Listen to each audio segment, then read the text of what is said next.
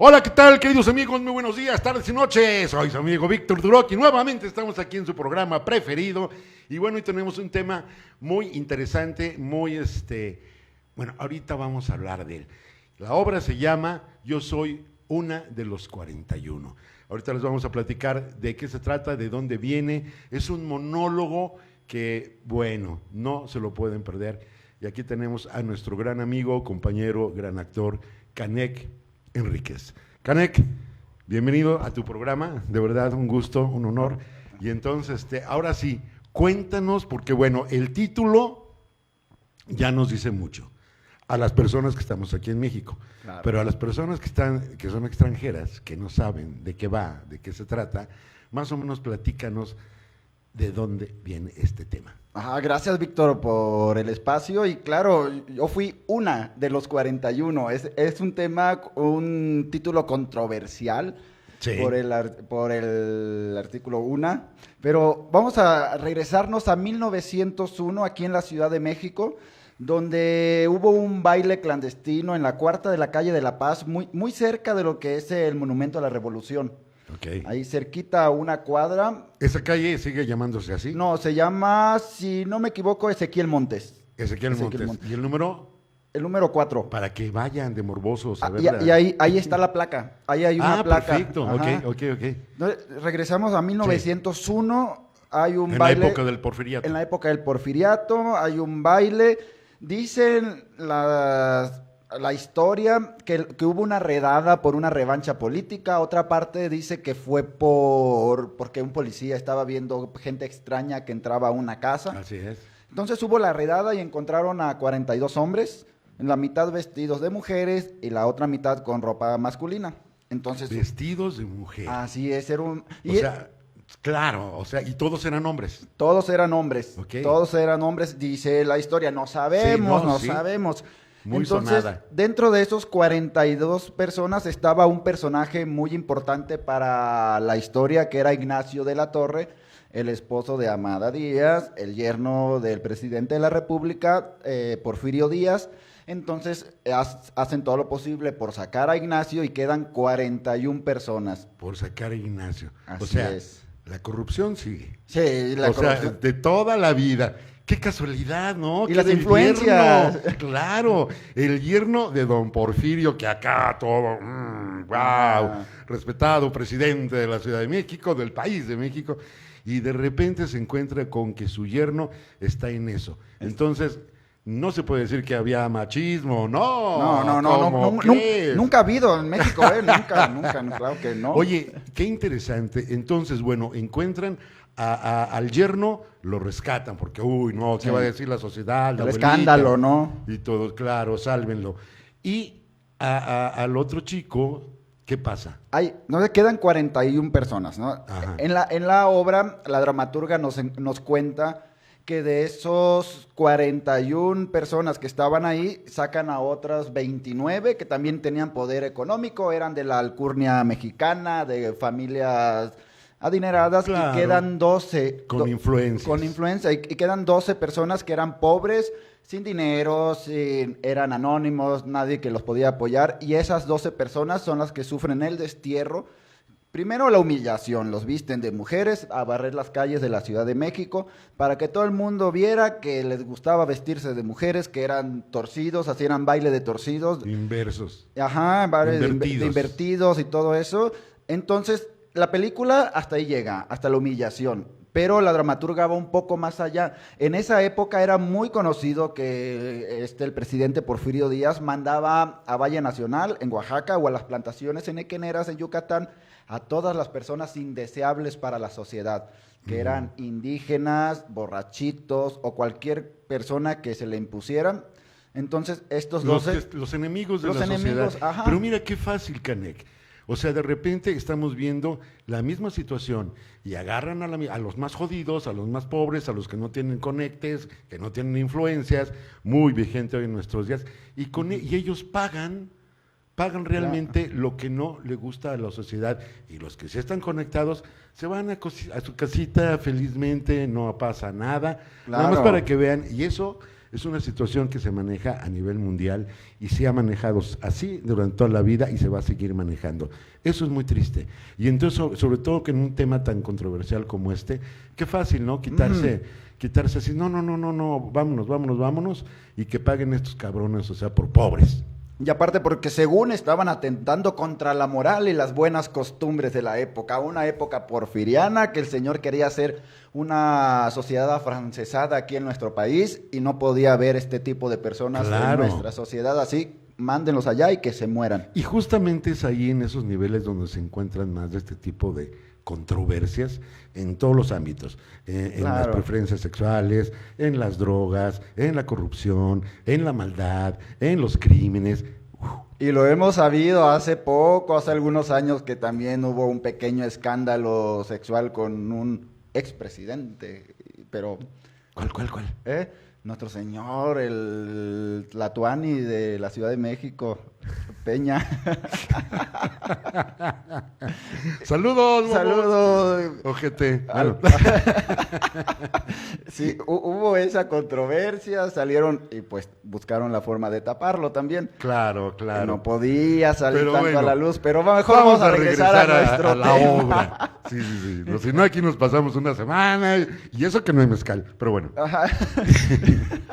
Entonces, estas 12 personas que eran pobres fueron llevados a Valle Nacional, otros fueron llevados a Puerto Progreso, en Yucatán, a las plantaciones enequeneras, y Elodia, que es un personaje ficticio que la dramaturga creó para que nos contara esta historia, es la que nos narra cómo vivió todo este destierro, todo lo que tuvo que hacer para mantener su dignidad de mujer trans y regresar a la Ciudad de México a contar su historia. El público en redes sociales nos dicen, a ver, ¿cómo que una mujer en el baile, el parte policial dice que eran puros hombres? Sí, pero no sabemos. Claro. Si las mujeres trans han existido durante toda la historia. Eso es una verdad de siempre. Que no se les haya dado visibilidad es otra cosa, pero no podemos negar que haya habido 1, 2, 3 o 10 en el baile. Sí, no, pero por supuesto, claro que sí. Y bueno, ¿esto dónde se está presentando? Estamos en el Foro Ricardo Villarreal, en Higuera 31, en el mero centro de Coyoacán, todos los viernes a las 8 de la noche, hasta el 24 de noviembre, menos el 15 de septiembre, porque Coyoacán es una fiesta ese día. Sí, ese día, 15 y 16, pero bueno, son los viernes hasta el 24 de noviembre. Así es. En el mero centro de Coyoacán, chicos, pues no se lo pueden perder, es un lugar muy bonito, muy agradable, y pueden salir a tomarse un cafecito, una chela. Ahora sí que una Elodia.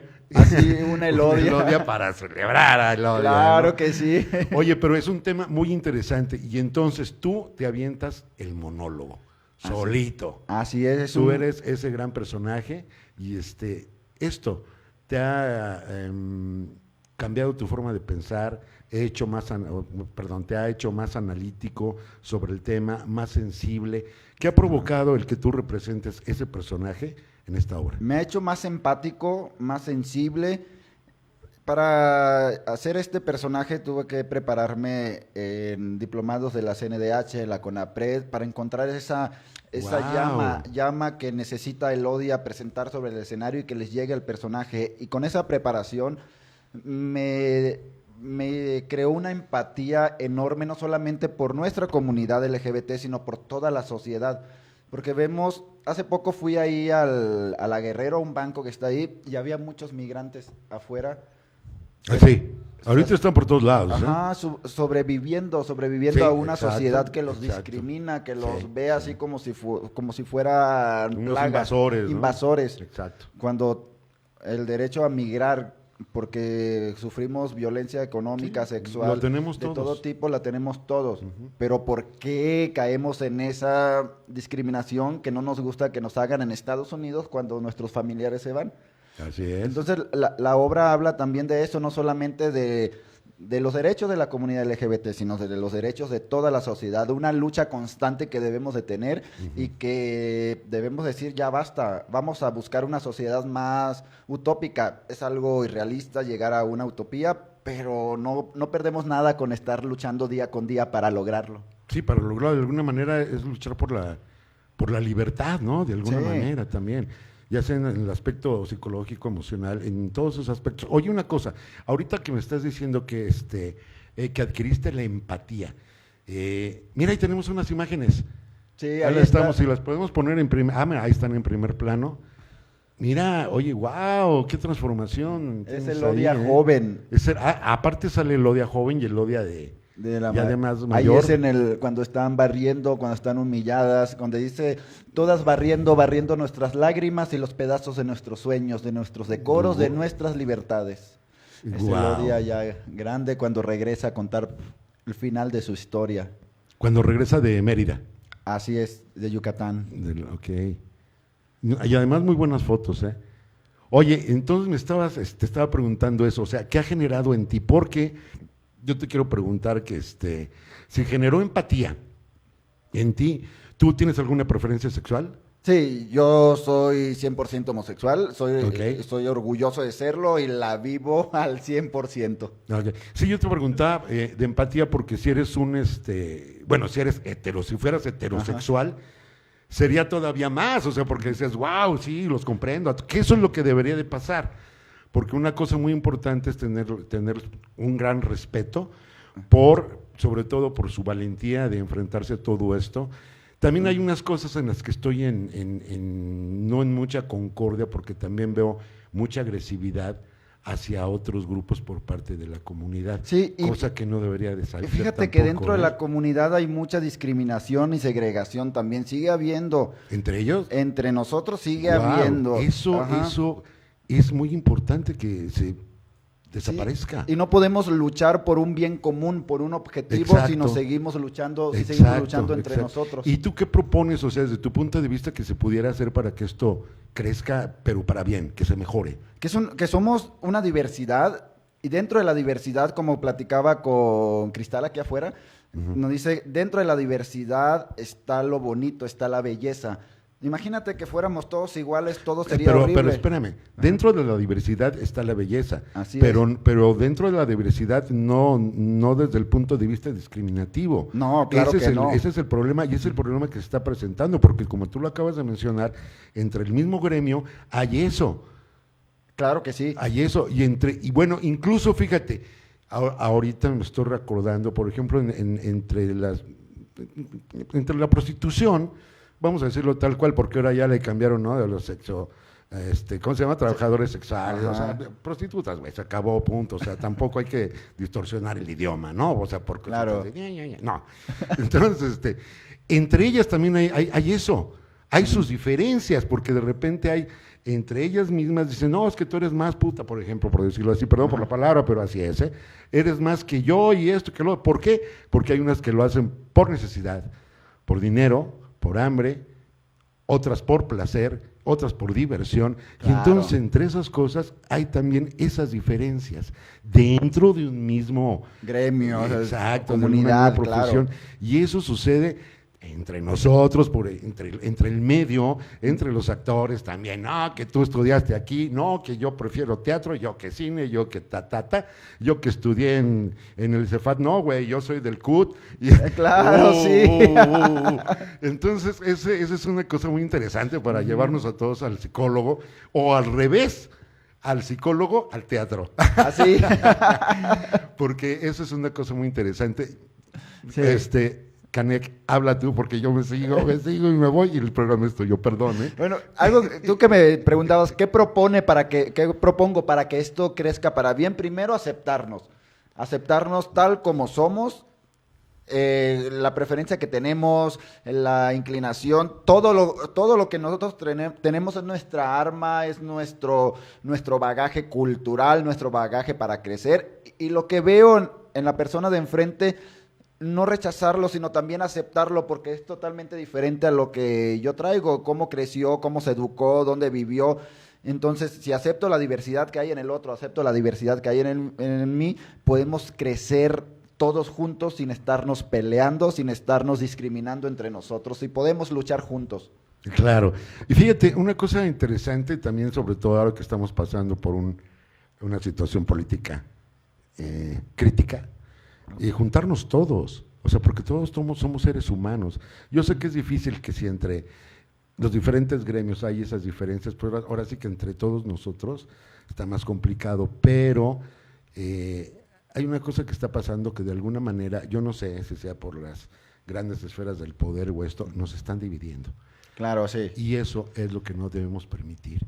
¿Y cómo se puede evitar eso? Con respeto, con valores, con educación. Nos están dividiendo en todo, ¿eh? Y evitar el discurso que hace que la sociedad se divida. Porque hay un discurso dentro de esas esferas políticas que hacen que las personas de un nivel socioeconómico menor se sientan enojados porque los otros tengan y esto no tienen, entonces hay que quitárselo porque tienen más que nosotros. O sea, es muy complicado, pero es el discurso que manejan los líderes para hacer esa división de la sociedad. Claro, y eso siempre ha sido, y como dice el dicho, o sea, divide y vencerás. Entonces, tenemos que tener mucho cuidado en eso, en que no nos dividan, estar juntos, y también está la otra parte. La unión hace la fuerza. Por supuesto. La unión hace la fuerza definitivamente. Y una de esas cosas que se manejan, ahorita ay, es que no, sigue hablando tú. ¡Le sigo! Cuéntanos más. Bueno, pues regresamos a la obra de Yo fui una de los 41. Pues esta obra fue escrita por Mirna Pulido, es una mujer, una escritora trans, una mujer trans, que ella lo escribió, tocó el tema del baile de los 41 como telón de fondo para poder hablar de todas estas diferencias sociales que hay, no solamente en esa época, sino que siguen vigentes y que tratamos de luchar, estamos luchando para tratar de eliminarlas. Es algo difícil, lo sé, pero hay que seguir haciéndolo porque no solamente hablamos de nuestra comunidad, hablamos de toda la sociedad que está pasando por discriminación, con los migrantes, cuerpos diferentes, color de piel diferente, todo lo que vemos diferente lo queremos hacer a un lado porque está fuera de nuestros estándares de belleza o estándares que nosotros tenemos metidos hasta la médula, porque así fuimos educados, pero es nuestro trabajo deseducarnos y educarnos de nuevo. Exactamente. Educarnos de nuevo y también, sobre todo, evitar todo lo que nos están metiendo en la cabeza, ¿no? Por medio de los medios. Me dirijo a ti directamente, Barbie, o sea, no existes, güey. O sea, ¿qué onda con eso? Pero bueno. Oye, una pregunta, no es por morbo, no es por nada. Dígame. Pero me dijiste que Javier de Jesús empezó a descubrir su verdadera identidad y le costó trabajo. ¿Te pasó algo a ti así? Bueno, no así, sino ¿cómo tú te empezaste a dar cuenta de esa preferencia? Yo recuerdo que a los 6 años... Porque me imagino que, bueno, en esta época, y siendo chiquito tú, pues evidentemente, hablando de Barbie, fuiste educado como niño, ¿no? Sí, y más porque vengo del norte, yo soy de Álamo, Sonora. Claro. Soy de una sociedad totalmente machista norteño, pero yo recuerdo que desde los 6 años ya empezaba a verme diferente, a sentir la atracción por los chicos, pero como estaba dentro de esa cultura no podía expresarlo.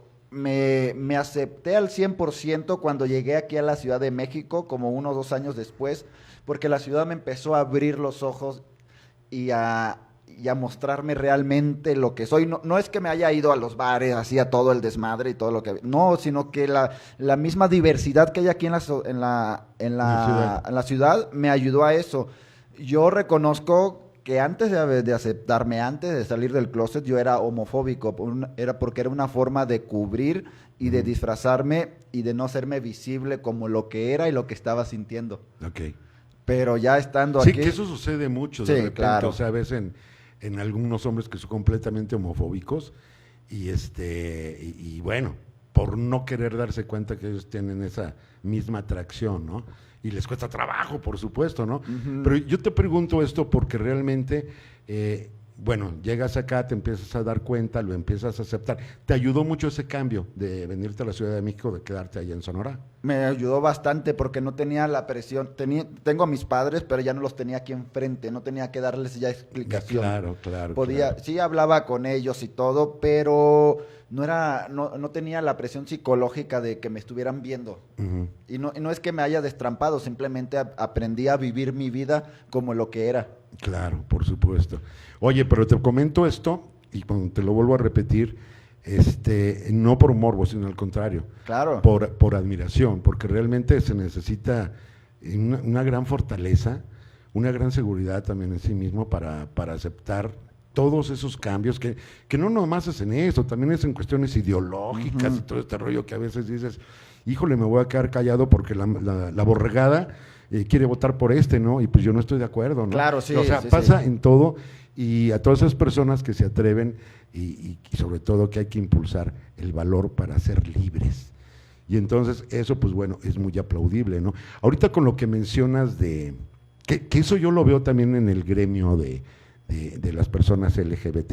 Al rato te pregunto qué quiere decir exactamente eso, porque mucha gente dice, ¿qué es eso, güey? O sea, LGBTQ más. Entonces, ¿qué quiere decir la cula y todo eso? Pero bueno, entonces, por ejemplo, a mí de repente me dicen, no, es que tú eres homofóbico por ciertas cosas que pasan. No. Al contrario, hay que ser muy respetuosos. Que de repente, o sea, me dices, es que ¿por qué esto? Es que también hay una cosa, hay personas, así como los heterosexuales, no me estoy refiriendo a que son muy conflictivas y muy pederas, y yo lo entiendo por todo este tipo de cosas que a lo mejor se les quedaron y tienen ese resentimiento, pero eso también pasa en el heterosexual, cuando han sido golpeados o tienen un papá alcohólico y todo ese rollo. Entonces, ese tipo de personas sí yo digo, no, o sea, yo me cuido, me alejo, pero también de los heterosexuales que tienen ese tema, porque hay gente muy mal pedo, Claro. y dices, también te vas, o sea, no es por homofobia, por ese lado, ¿no? Es más bien por no estar cerca de personas conflictivas. Sí, y a para veces, que quede claro, ¿no? Ajá, a veces ese conflicto lo traemos porque andamos enojados con la vida, con la sociedad, por no haber tenido una vida plena como nosotros hubiéramos querido tener. Y tuvimos que luchar para poder salir de ese caparazón y tenemos una lucha tan fuerte, pero también un resentimiento tan grande que a veces nos puede hacer conflictivos, explosivos, poco entendedores, poco empáticos. No empáticos, exacto. Pero poco a poco vamos aprendiendo, entendiendo que esa vida fue la necesaria para que nosotros nos desarrolláramos. Es la que nos tocó vivir. Si no hubiéramos vivido esa, quién sabe cómo hubiéramos desarrollado. Sí.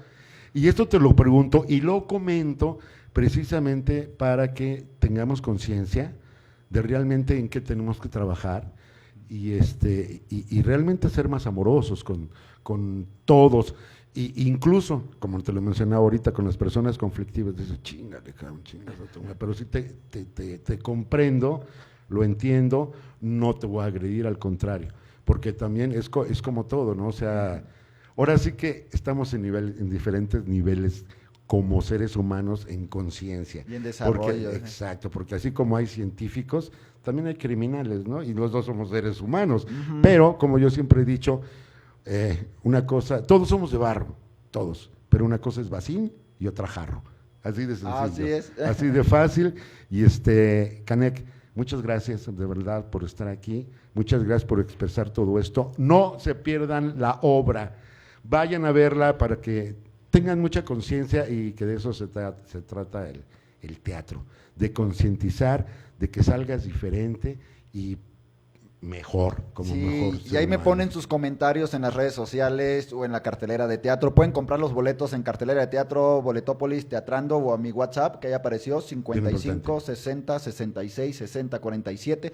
Tenemos promociones constantes. Ajá. Y yo les aseguro que van a pasar un rato agradable. Primero de diversión y después de un mazazo de realidad. Repite otra vez tu WhatsApp. 55 60 66 60 47. 47. Excelente, bueno chicos, pues ahí tienen los datos, comuníquense con él directamente. Cortesías o reservaciones. Bueno, las reservaciones a mi WhatsApp, tenemos promoción también del 50% de 300 pesos que están en taquilla, lo estamos dejando en 150 para el público de Duroc y a la cabeza con Víctor Duroc. Muchas gracias. Bueno, pues ya saben chicos, mencionen que vieron el programa. Y ahí nos vemos todos los viernes hasta el 24 de noviembre. Chicos, les agradezco mucho su atención, estar aquí. Vayan a verla realmente, les va a gustar, se van a divertir y vamos a salir mucho mejor. Me despido de ustedes, Canek, muchas gracias por estar aquí. Y nos vemos el próximo sábado. Muy buenos días, tardes, noches, mundo, pasión. Despídete, Canek. Muchas gracias y nos vemos el viernes 8 de la noche. Viernes.